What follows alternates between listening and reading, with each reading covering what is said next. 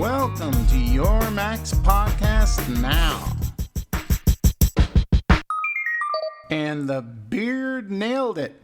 Jim Dalrymple of The Loop pronounced that all the rumors of iOS 4.3 being released on Tuesday were just hot air, and the upgrade would be released, as it was, on Wednesday. Among the new features, iTunes home sharing. Now you can play your entire iTunes library from anywhere in the house.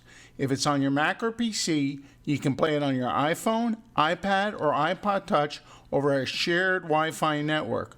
Listen to music, watch movies or TV shows, play podcasts, or listen to an audiobook. And what's great is that you can do this on whichever device you want without downloading or syncing. Personal hotspot for iPhone 4. Finally! Tethering has come to the Apple universe. If you're without access to Wi-Fi, but in 3G territory, you can enable personal hotspot on your iPhone 4 and share your cellular data connection with your Mac, PC, iPad, or other Wi-Fi capable device.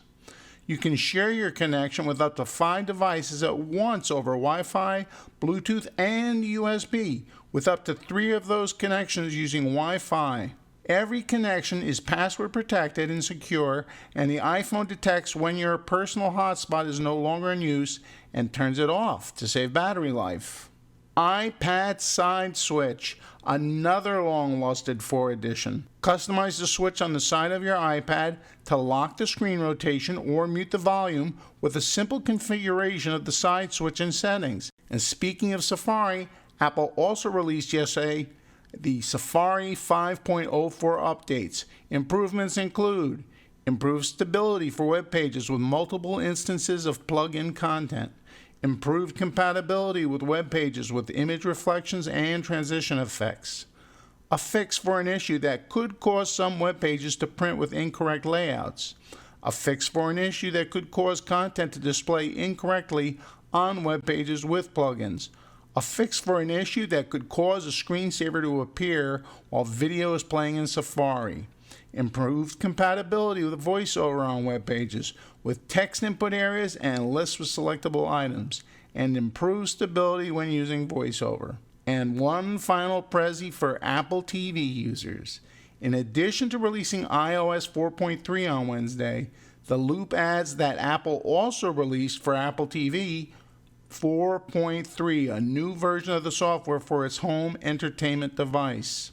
It was known that Apple TV would bring some new AirPlay features, but the software also adds a couple of new internet streams too.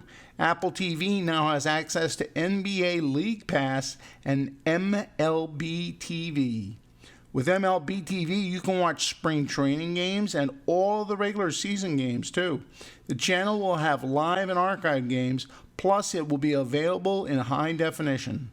And fret not, Sean, I'm sure that the NHL will join it soon enough. Wired.com is reporting that Microsoft has announced that it will release Internet Explorer 9 on March 14th.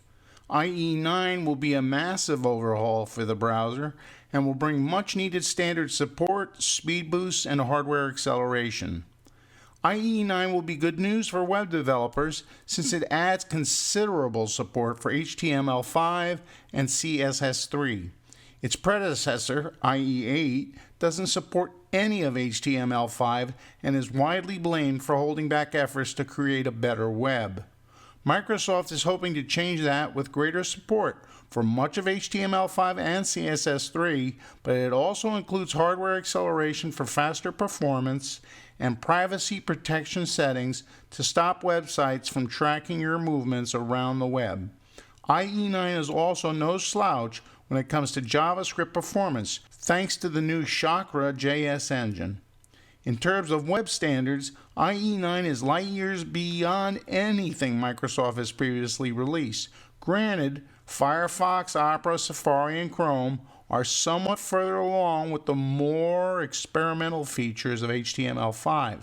But given IE's dominant market share worldwide, IE 9 should be a huge boost for HTML5 adoption, provided users upgrade.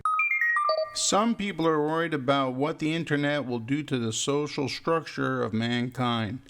Nicholas DeLeon of TechCrunch reports that Australia's special broadband service has warned that the steady increase in broadband speed and its increasing availability may lead to, quote, digital ghettos.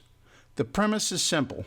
Faster and more reliable broadband means that more and more people can participate effectively online. As affordable broadband access spreads to different ethnic groups, argues the SBS, these communities form tight-knit communities online, ghettos in other words. Instead of broadband, and more generally the internet, bringing people together, it threatens to further separate different groups of people from each other. The SBS warned, in speaking about Australia's plan for a national broadband network, that broadband will encourage different ethnic groups to, quote, retreat inward, rather than embrace different peoples and ideas. The danger, of course, is if this separateness moves beyond simple pastimes and becomes part of a community's larger identity. Group A only visits website A for news, while Group B only visits website B. What happens if these sites have different editorial slants? Group A and B may see the very same story in two totally different lights, which could lead to problems down the line.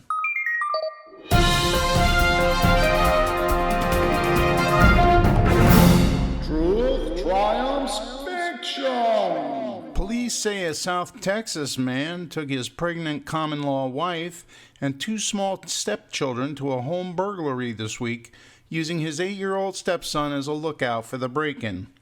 Police said the common-law wife and the 6-month-old waited in the vehicle while the man and his accomplice burglarized the La Feria home, using LaSoya's 8-year-old stepson as a lookout. Police said that when officers responded to the scene, the boy was running around outside screaming, "Dad! The cops are here!" Gosh, how I miss family outings.